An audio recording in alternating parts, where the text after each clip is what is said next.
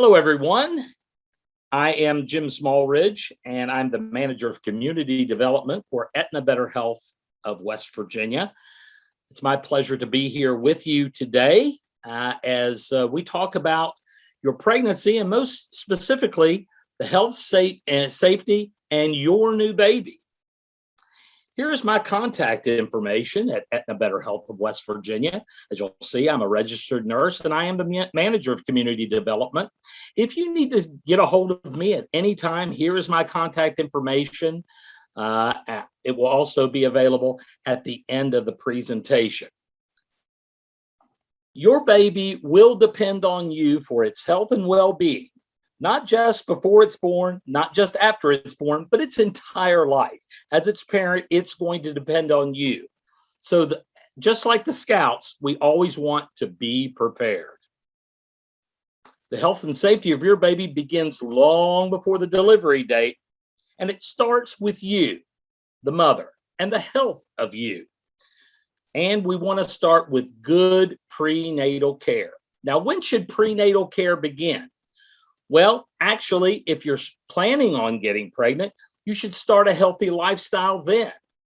But after the actual prenatal visits begin when you have a positive pregnancy test or 8 weeks after your last menstrual period. You can make an appointment if you're established with an OB/GYN office. You can make an appointment with them or with your primary care provider.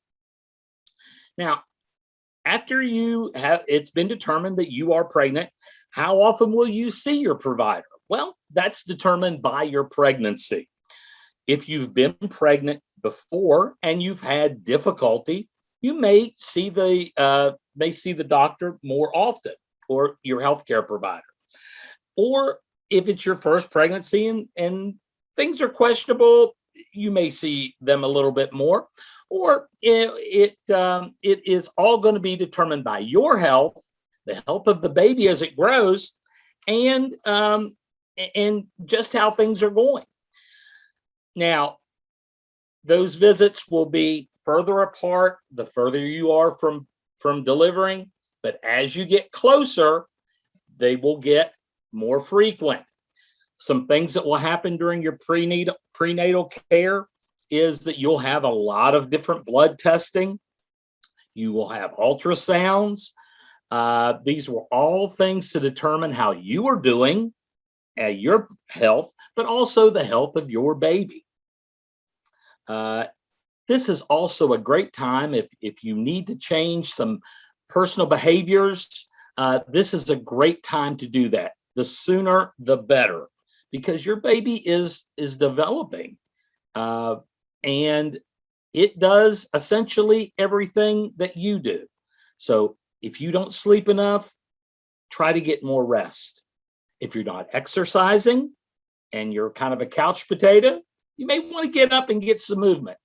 More serious things, you want to eat a good diet because everything that you eat is determining the health of your baby.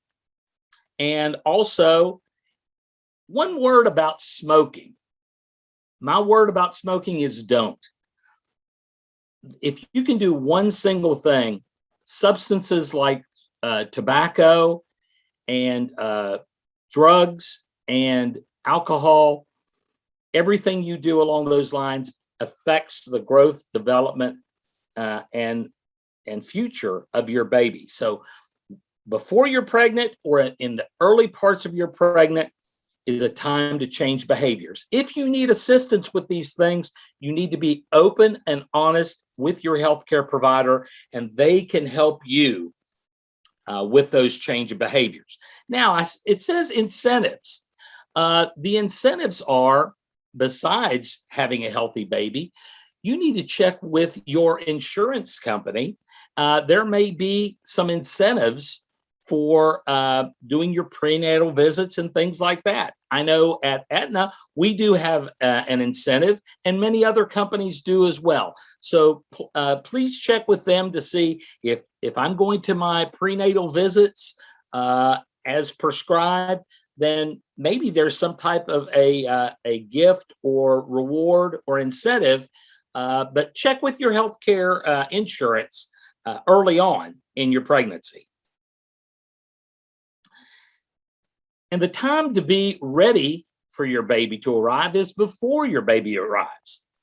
We want to talk about newborn safety, both at home and on the road. And it starts with your car seat. Now, the day that your baby is born or is coming home is not the day to buy your car seat or try to install your car seat. These are things that should be done long before the baby arrives. So you or a significant other or a family member or friend needs to work with you and install that car seat safely.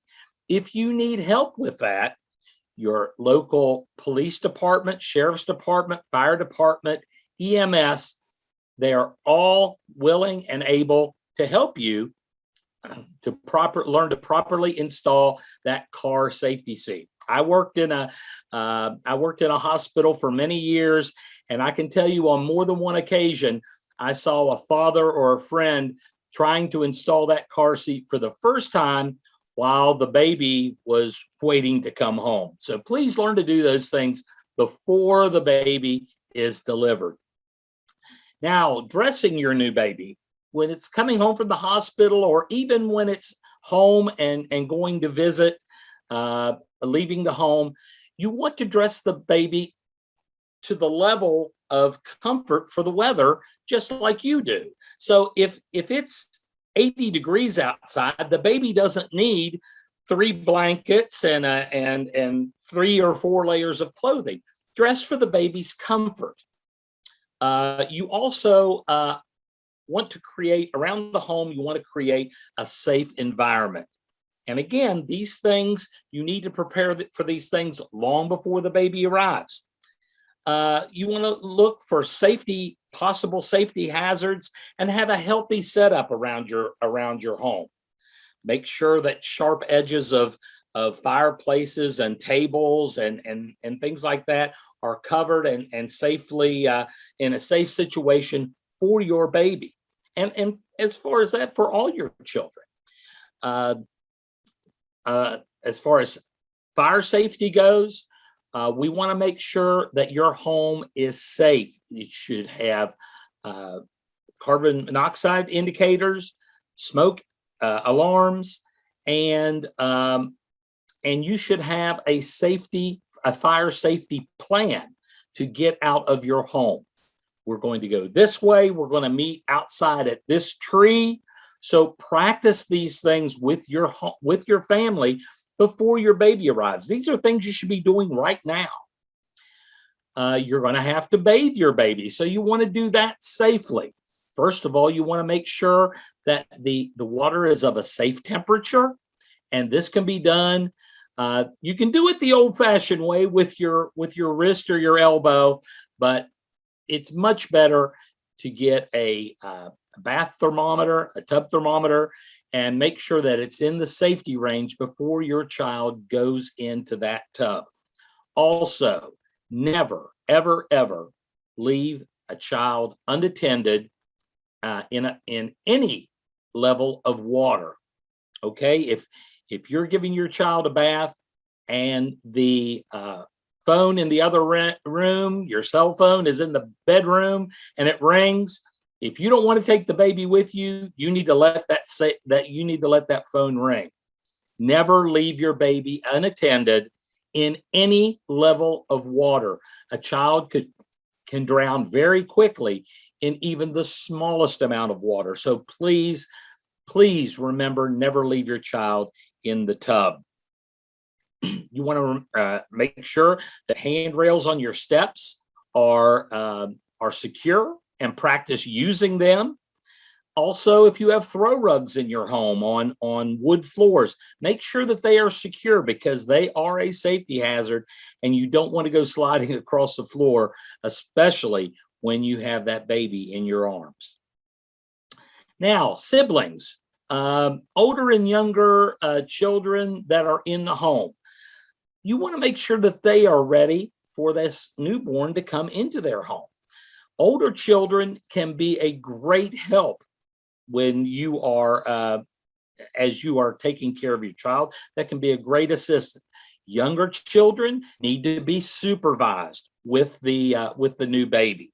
You don't want to have an extremely young child trying to hold the new baby when it's not safe. So older children can be a great assistance. Younger children need to be supervised. Pets are wonderful. I love pets, and I think it's so cute when animals are around the children, and I think it's great. But they should never ever, even the most meek, mild dog, cat, or other family pet, should never be left alone with the baby. Never leave them alone, because we never know how they're going to react to the new smell, the new sound that the baby makes. So never leave pets alone with your baby. All right, your baby and you are home. Now what? It's important to remember, these are important items to remember during the first days and weeks that you're home with your baby. The baby's first well visit is usually less than a week after it comes home, sometimes 2-3 days. That's something you want to make sure that appointment is made before you leave the hospital. Okay, you want to check with the nurse or the social worker. Make sure that visit is planned before you leave the hospital. Also, you need your postpartum visit. This needs to take place 7 to 84 days after the birth. And this is to make sure that all aspects of your health are intact and are coming back to pre-baby status. This is not just a physical, but also some mental evaluation as well, because postpartum depression is a true thing, and doctors can realize that it may just be more than the baby blues. So you want to make sure that you do go to that postpartum visit, and these are things that you will be evaluated for. Okay, so also we talked about incentives with prenatal. Many insurance companies have postpartum visit incentives. So you want to make sure that those postpartum visits are scheduled early. Also, get as much rest both before the baby is born, but especially after you come home with the baby. Get rest when you can. And when you are resting, make sure the baby is resting safely. Safe sleep. The baby should never be sleeping in bed with you. If the baby is sleeping, the baby needs to be in their crib. Okay, and the baby needs to be safely placed in their crib, not with a bunch of blankets and toys. I know they're cute, but it's not safe. So please follow all instructions for safe sleep. If you're overwhelmed, and you could be, there are times you may be alone and you're just overwhelmed, ask for help. Ask for help from trusted friends, family.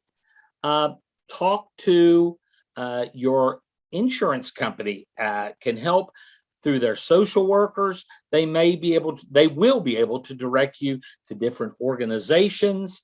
If you have a church family, don't be afraid to ask for help, and know where you can call to get that help. That's just an overview of some of the things to remember when you are planning your pregnancy, during your pregnancy, and after you bring your baby home. If you have any questions, you can always contact me at this contact information, but it's always another option is always feel free to contact your healthcare provider. That's why they're there. I want to thank you for this opportunity to be with you.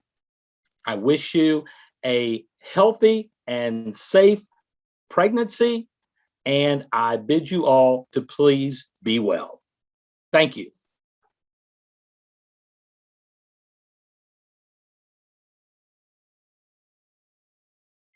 Hi, my name is Kim Kramer, and I am the Regional Coordinator with Right from the Start. And today I'm going to present a couple of different issues that are not commonly talked about, but real important to consider while you're pregnant and while your infant is very, very young. So to start with, we all get pregnant and we have these images of what our babies are going to be. And they're going to be smiley and happy. And they're going to all act like the Gerber baby does on all of the commercials. And all those happy babies for diapers that are crawling around and giggling and smiling. And a lot of times that is true with babies. But the truth is that it's really hard to parent a young baby. And some babies cry a lot. They cry and cry and cry. And it's very difficult to handle it because as parents, we're already tired. We may be working. We may have other children in the home. We might have some stress in our relationship. And just at the time of the day that we are the most tired is when babies that are going to cry a lot start crying. And this is called period of purple crying. And it's a period of time that babies, there's nothing wrong with them physically. Now, let me start out by saying that if you have a baby that's suddenly starting to cry a whole bunch and you're not sure why, you can always check and should always check with your pediatrician or your nurse practitioner or WIC or any of the clinics that you go to make sure that there's nothing physical going on with the baby that we need to deal with.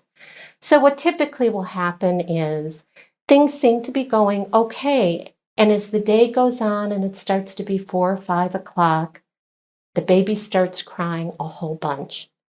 And you feed the baby and you change the baby's diaper and you hold the baby and still the baby cries. And the phone is ringing and somebody else is knocking on the door. Somebody else needs something and the baby continues to cry. And no matter what you do, this baby keeps on crying. And this is called period of purple crying. It's when babies cry for hours on end. And no matter what we do, it doesn't seem to be helping. And we need to be prepared that we may have a baby that is experiencing this period of purple crying. And so what happens is somewhere, anytime after birth or within the first couple of weeks, the baby will start to have these periods of just crying and crying and crying. And it peaks somewhere around 2 to 3 months that the baby does it a little bit more. And then it starts to be a little bit less and a little bit less and a little bit less until finally you're not having this period of purple crying. But we need to be prepared for it. We need to know, what are we going to do if this baby is crying and crying and it's so hard to deal with? And sometimes we even think that the baby is mad at us. And we recheck their diaper. We try to feed them again. We burp them, we rock them, and still the baby cries. And so what can happen is we can become so upset and so angry and so frustrated that we do something that can have terrible, terrible, terrible results. And it's called shaken baby syndrome. And it's so fast and it's so easy to have happen. So I'm going to demonstrate to you what happens. The baby's taking a while. Let me see here if I can get the baby to... Let's try again. There we go. So here I am. I am trying to soothe this baby. I'm loving it. I've checked its diaper. And still, it's crying. And an hour later, it's still crying. And I am so tired. And I'm so frustrated. And I don't know what to do. Because I want the baby to stop crying. And I can't do anything. And all of a sudden, I can just look at the baby. And without even thinking about it, say, will you just stop? And in those 4 words, the baby stopped crying. And it's a horrible thing because this baby that I love so much stopped crying because I damaged its brain. I got so frustrated and angry and I didn't know what to do and I shook it without even meaning to. And if you look here, all these parts of the brain are now permanently damaged. In that 3 or 4 seconds, the baby's going to be blind, have trouble walking, that's this part of the brain, have trouble talking, and maybe even die. Because what happens is, you and I have brains, let me lay this down. You and I have brains that are like grapes if we touch them. If you opened up my head and touched my brain, it would feel like a grape, and like a nice plump grape. But for infants, their brains are still growing and their brains are still forming. And if we were to touch their brain, it would be more like Jell-O. And what happens to Jell-O when you mush it up? It never goes back the way it's supposed to. And that's what happens to infants. Their brains never recover to where it was before they had this shaken incident. And so we want to prevent this. I think that all of us have probably heard of babies that have been handicapped their whole life just because of one shaking incident. So there's a couple things that we can do to deal with this. We need to figure out for ourselves, what are we going to do if our baby is one of these babies that is going through a period of purple crying? And believe me, it is hard. It is not easy to deal with. And we need to give ourselves permission to recognize that we need to be away from our baby, even if it's just for a few minutes. And we need to give ourselves permission that if we're going through that and we are feeling so frustrated, it is okay to go into the other room, lay the baby down on its back without a blanket, because that's the safe way for babies to lay down, and leave the room for a few minutes. Maybe go listen to some music, light a candle, open the window and get some fresh air. Whatever it is for you that helps to calm you down, it's okay. The baby is okay.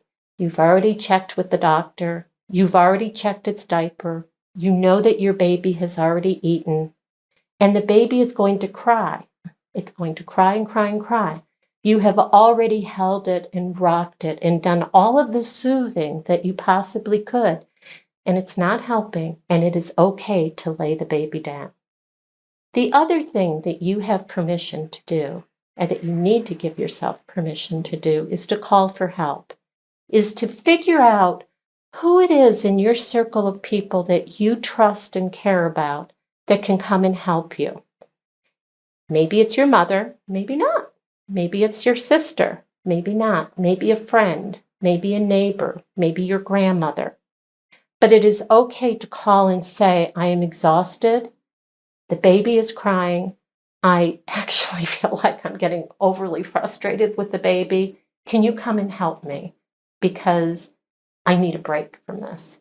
Because certainly admitting to people around to us that we need a little bit of help is better than shaking a baby. And they're more than happy to help us with these things. Nobody wants to hurt your baby. Nobody wakes up in the morning and says, I'm going to shake my baby. It happens just in an incident, in just one instant. And then forever, you're going to have regrets. And the baby's going to be forever affected, or perhaps even die from the injury. So I want you to be considering, who can you call for help if you're in this situation? You've laid the baby down, the baby's still crying. You need more than just that few minutes of laying the baby down. You need somebody to come and either let you leave, or that you can take the baby to them in the car seat, and you need some help. The other thing that you need to consider is that it is not unusual for this to happen with baby caregivers. So we need to think about, who are we going to leave the baby with? It is very common when a baby is experiencing shaken baby syndrome that it is the boyfriend of the mom who is caring for the baby that shook the baby, not because he wanted to hurt them, but because he didn't know his strength in shaking and didn't understand baby care. We all have friends we know that have short fuses. Maybe that's not a good person to leave the baby with. So when you need to leave the baby, somebody to take care of him or her while you're running errands or going to your own doctor appointment or working or just needing a little bit of a break, think about who you are leaving the baby with and make sure that this is a safe person to leave the baby with. And if it is not, then find an alternative. There is always an alternative. In the worst case scenario, you could call emergency. Just say, I can't do this anymore. And they will help you to find help. You can call, Help for West Virginia, that 211 number as well, if you're needing help with support. So the take-home message for this is babies are going to cry. Some babies are going to cry more than what you can even imagine. And if you've ever been around a baby that cries a lot, you know how frustrating it is. If you're getting to that point that you are so frustrated that you're starting to feel that you might even lose control, that's the time to very gently go to your safe sleep place for the baby, lay the baby on their back in a crib, and walk away for a little while. And do something for yourself that will calm you down. Go back and check on the baby again and walk away. And if this is going on for a while and you're not able to get yourself to a place that you feel like you're able to handle it yet, call for help. Call somebody that you trust that can help you with the baby at that point. Now, the other thing that I want to talk to you about is, remember how I've been talking about that the baby needs to lay on its back. So this is all babies need to lay on their back. And what they have found is that sometimes when babies are laying on they found that there's a higher rate of sudden infant death syndrome or sudden unexplained infant death syndrome, SUID, if you see that, for babies who lay on their backs and on their stomachs and on their sides while they sleep. Now, your mom and your grandparents, they were told by their doctors to make sure that the baby lays on their belly. But we've discovered that when babies lay on their belly, we think they're breathing in too much of the air that they're breathing out, and they can't move their head away. And so when that happens, they can stop breathing. And let me show you something. So what this picture shows right here is over here is a baby laying on its back, and you can see how its airway stays open. When the baby is on its stomach, it actually closes off the airway even a little bit. So we want the baby to lay on their back on a firm surface without anything loose in the crib with them at all. No blankets, no toys, no bumper pads, on their back, not in bed with anybody else while they're sleeping, but in the same room as whoever is caring for them, whether it's you or if you're away and somebody else is caring for the baby. They should be in the same room for 6 months to a year. And that can avoid some of that sudden unexplained infant death syndrome, where you wake up in the morning and the baby's not breathing anymore. So these are the two takeaways that I wanted to give to you to think about as you're preparing to have your baby and as you're taking care of the baby. Think about what kind of things can you do to help quickly restore yourself, quickly get you to relax, to calm down, to think, okay, the baby's going through this period. And like I said before, it could be lighting a candle, listening to music, taking a big gulp of fresh air through the window or from the porch, calling somebody to help you, giving yourself a big glass of water, trying to get as much rest as you can. Maybe what you need to do is take a shower or a bath to help settle you down a little bit. And remember, always, always, always be careful about who you're leaving your children with. If they have a short fuse, maybe they're good friends, but they're not the friends who should be watching your baby, because you want to make sure that nobody in that instant shakes their baby, your baby. and hurts their brain. So thank you for listening. I hope that you have a successful time with your infant. And if you have any questions, feel free to call right from the start or any of your other providers to help you out. Thank you very much.